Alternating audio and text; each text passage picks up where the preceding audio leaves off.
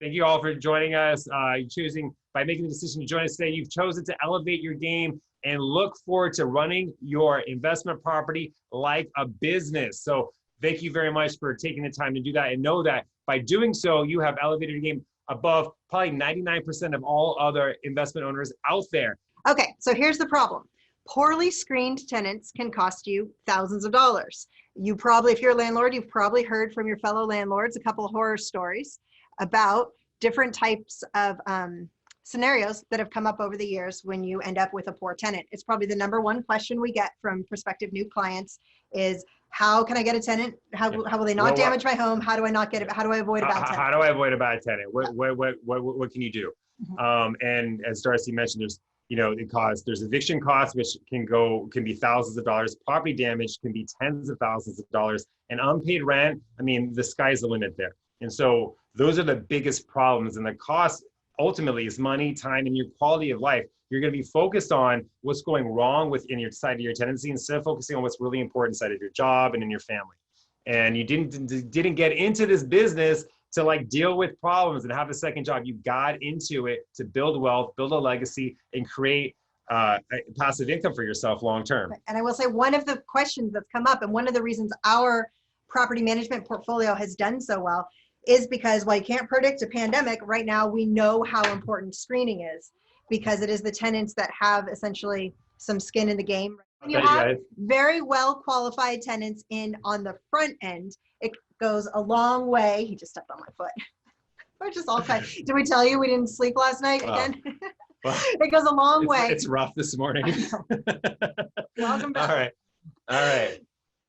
It goes a long way towards screening to make sure that if something happens, like a pandemic, more likely something else, that those tenants will do what they can to protect their credit, to protect their assets, and to make sure that you as the landlord are made whole in a way that makes sense at the end of it. So screening, especially in a time like now, could not be more important. Yeah, the credit score is a predictor of sorts of people, how they have operated and how they will operate in the future. This is a real life picture I took of a property where the tenants were leaving. Their daughter lived in this room. I don't know her name. Her name might have been Nisha, or that might have been someone she hated. But she wrote all over the wallpaper. Now, obviously you cannot predict how a teenager is going to be inside of their own room, but this is an example of someone, had they not been well qualified, they may not want to try to repair that issue. The solution really is to educate yourself, right? And as Darcy's huge on this, establish process, stay in control, and keep your peace of mind. Okay, so here they are. Your top 3 landlord screening mistakes. #1, and we'll go over each of these. #1 is accepting self-supplied credit reports. We see not only independent landlords doing this, we also see agents doing this, and we also see other property management companies doing this. In fact, there's a pretty major property management company in San Francisco doing this. We know because one of our friends worked there. We couldn't believe it when we heard that, because we actually came up through the same training. But it's a thing. Like, if you've been doing it, don't feel bad, but you're being told no, not to do it. It is obviously, we are in a digital age. It is very easy for anyone to make a knockoff of anything, and you're really just inviting that if you allow the tenants to bring their own credit reports. Now, I've got a story about that, actually. Let's hear the story. So this is my story. This is a great story. So if you guys can remember, back in 2007, 2008, the world was collapsing. We were in a financial collapse. Wait, this sounds familiar. No. And I remember working with some tenants who had been, at the time I was working for a different company, but I was working with these tenants, and they had applied for a property that I was representing, and their credit scores were really low. They were, below 700. I think they were below 650 at the time. And they had a story, but the bottom line is that they didn't qualify from a credit standpoint, and we actually denied them. I actually started working with another owner who had told me that she had someone in the hopper that she was looking at qualifying, and they did supply their credit report, and she wanted me to review it and to help her lease the property. So I looked at the credit report. It was actually our credit report from the same company that we use. So I was like, that's great. It was these people. However, their credit score miraculously jumped from like 650 to 780 in a matter of days. And so what I told the owner was like, they've basically photoshopped their credit report and you need to deny them. She avoided a bullet, but basically it was only because I knew this and I was able to give her that information, but she could have walked down a very slippery slope at that point. Yeah, I have another quick story about that. So I have some great clients who I've worked with probably 10, maybe even 15 years. And their home is not the easiest to rent. It's a furnished property. It's up in the hills. The furniture is not the most updated, but they're awesome people and they rent their home every year. Well, one year we were having a little trouble getting it rented. So sometimes a business decision does need to be made, and we absolutely see this. And heading into what's likely a recession and a challenging rental market, it's something for people to be aware of. Business decisions do need to get made, but how you make them is very important. In this case, the landlords had a neighbor who had a friend, and she was going through a divorce and has such a nice lady and having such a hard time. Her credit was awful. It was 5 something. And we told these owners, there is no way we can recommend you rent to this woman. And our owners, they're such kind people. And they said, oh, but she's a friend of our neighbors and it's going to be fine, blah, blah. Fast forward, shocker. She didn't pay any of her bills. This was a furnished property. So she left a bunch of unpaid utility bills, PG&E, massive bills that the owners had to pick up. There was damage. The security deposit didn't cover it. Zero recourse, because this is someone who basically didn't care. She's like, well, my credit's already not great. What can you do? Right. Can't do anything. There's Right. zero recourse. Right.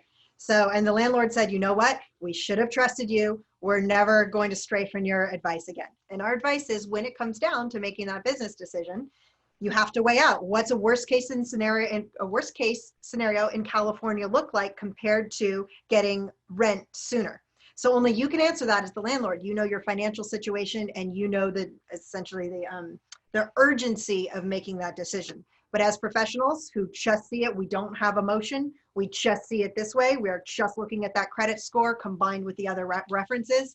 And we don't, I mean, we've heard every single story out there. We can't hear the stories because it's a business. It needs to be run like a business.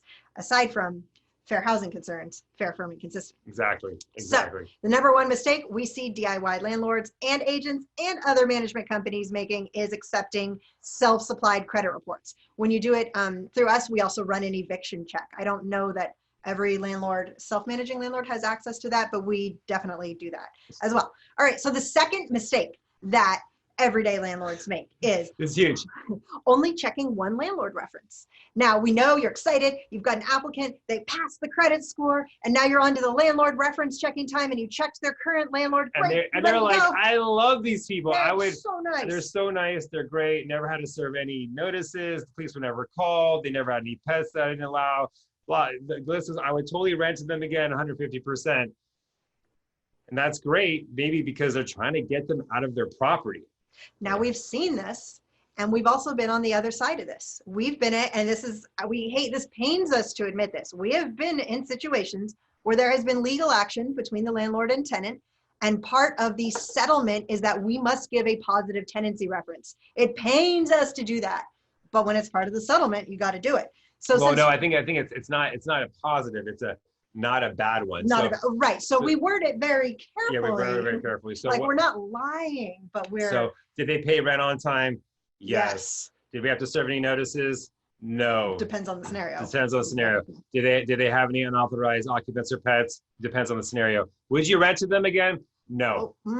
We decline to answer. We decline to answer. That's the part we can't say. We decline to answer that question. Well, I'm sorry, we decline. Now, if you talk to professional management companies, a lot of people are going to give you that reference anyway, because in California, there is so much like risk basically with giving someone a negative reference that landlords who are seasoned or who maybe have had trouble before will decline to answer that last question. That's the most important question, because sometimes, and a less seasoned landlord will give you the answer. So that's when you're talking to landlord one.